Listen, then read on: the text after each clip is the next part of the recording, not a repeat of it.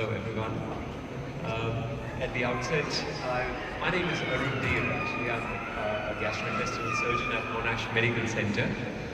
And I've been coming to this yoga meeting for a few years now. And I'm really impressed to see the numbers of the crowds are progressively increasing. I want to congratulate Rajendra, Sumana and his team for the amazing work that they're doing.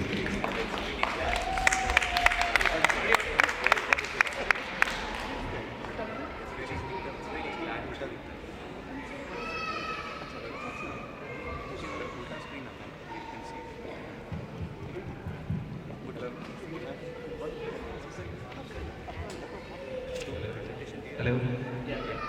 It's really glad to see the awareness that is increasing in the society about yoga and its relevance in our modern society. Now friends, as a surgeon, as a medical practitioner, I want to just share some of my experiences with you.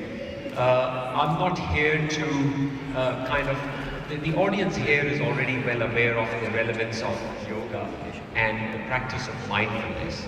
But I want to just share some of the realizations that we all have from time to time that actually convince us in this practice.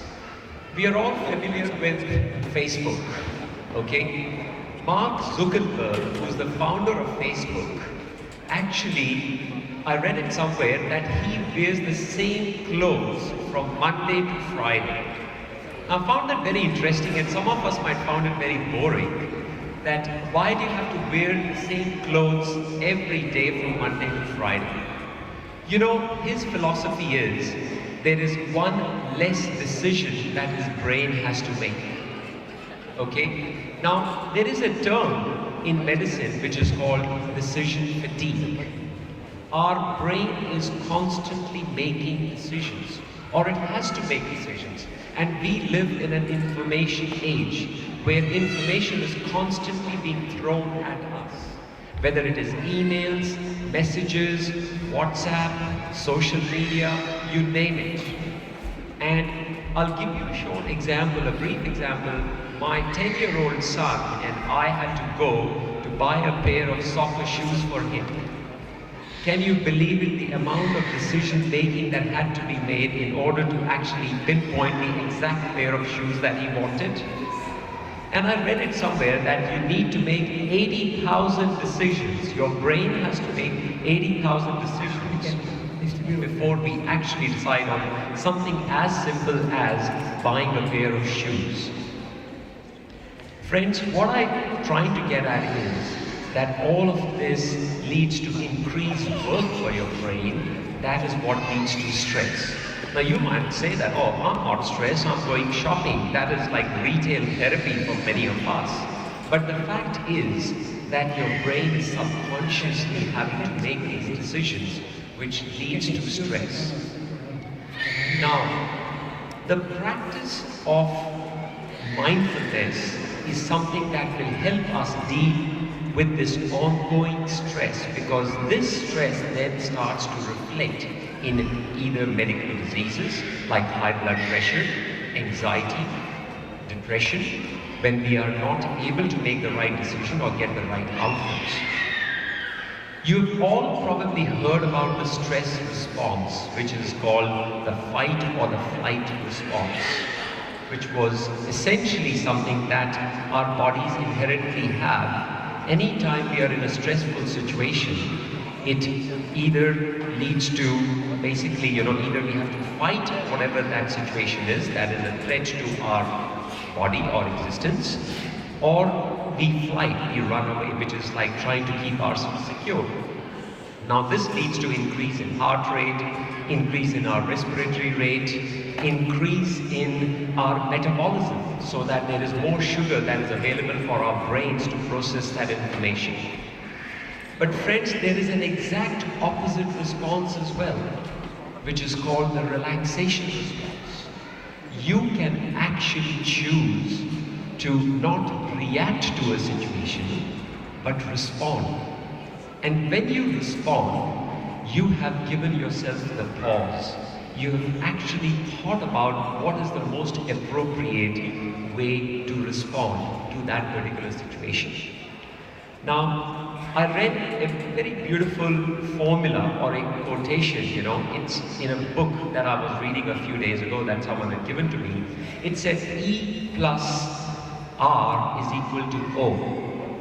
Now, E stands for event, and R stands for response, and O stands for the outcome. Now, just think about it. Any event that may have taken place in your life, any event, whether it's a positive event or a negative event, the only way you can change the outcome that that event is going to have is to change the R.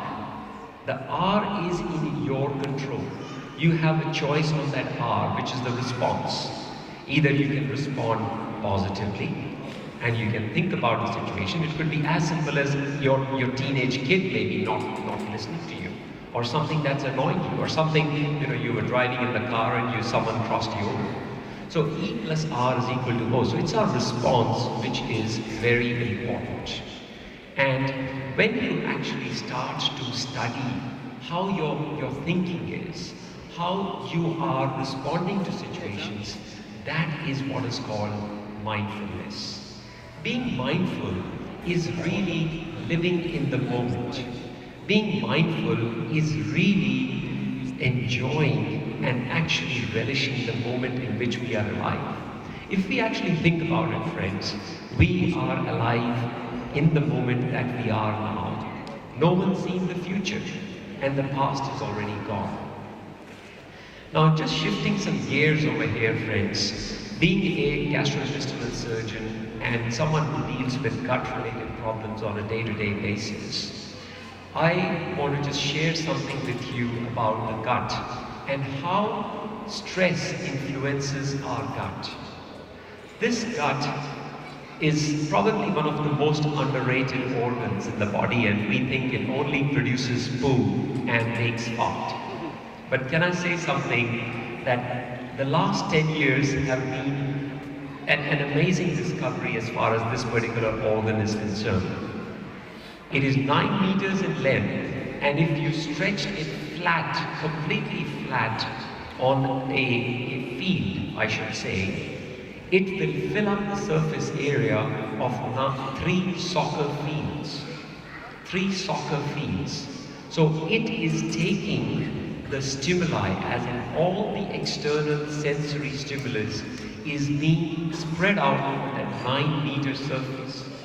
Okay? But what makes this organ most unique is the life that it has got. And when I say the life that it has got, I mean the gut bacteria, the bugs that live within us. Not all bugs are harmful, let me make it very clear. We have been brought up in this thinking that, oh, bugs are harmful, bugs give us all sorts of problems.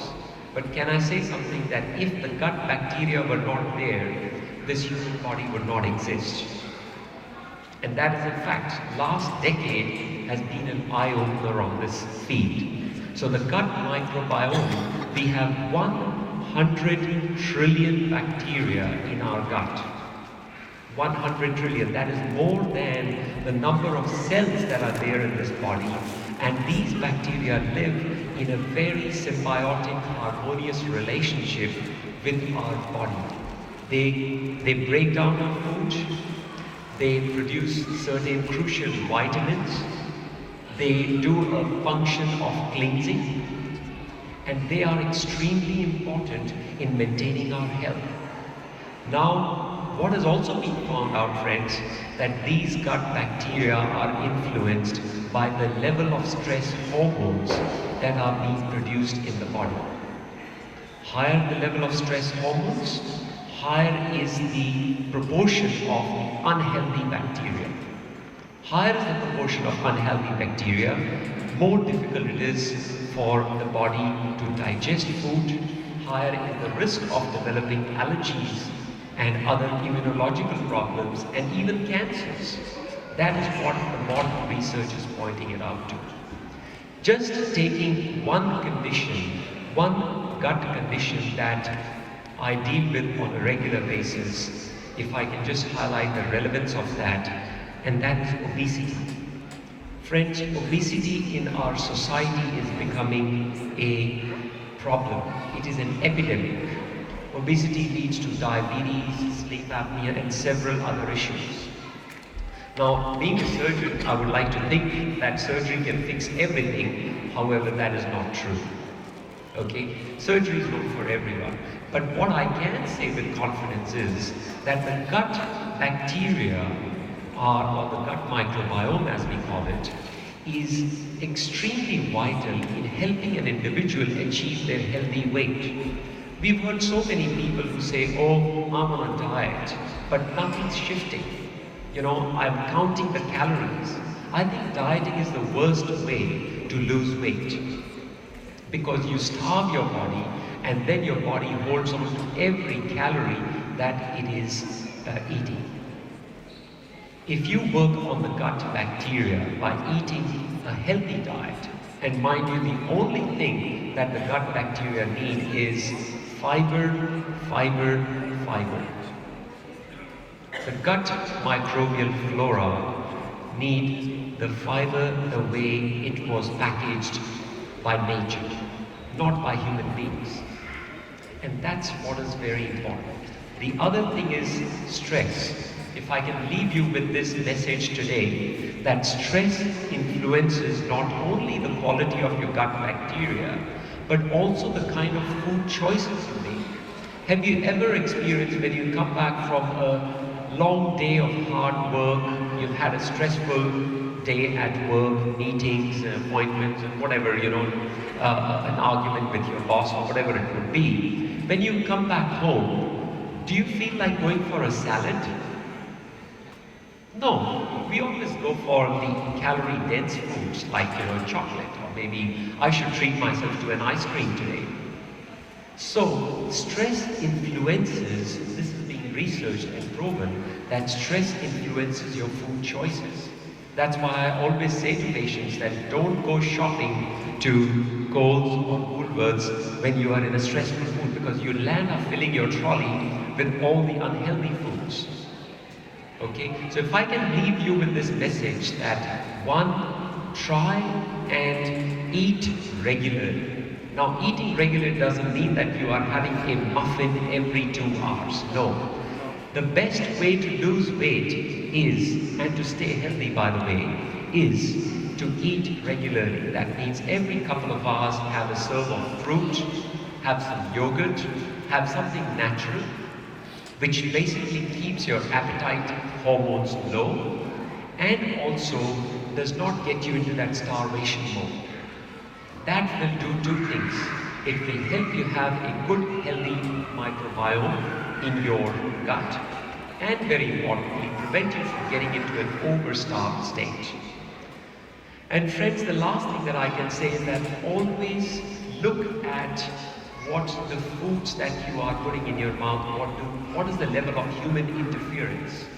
There is this thing called as HI index. HI standing Human Interference Index. We need to consume foods the way nature provided it to us.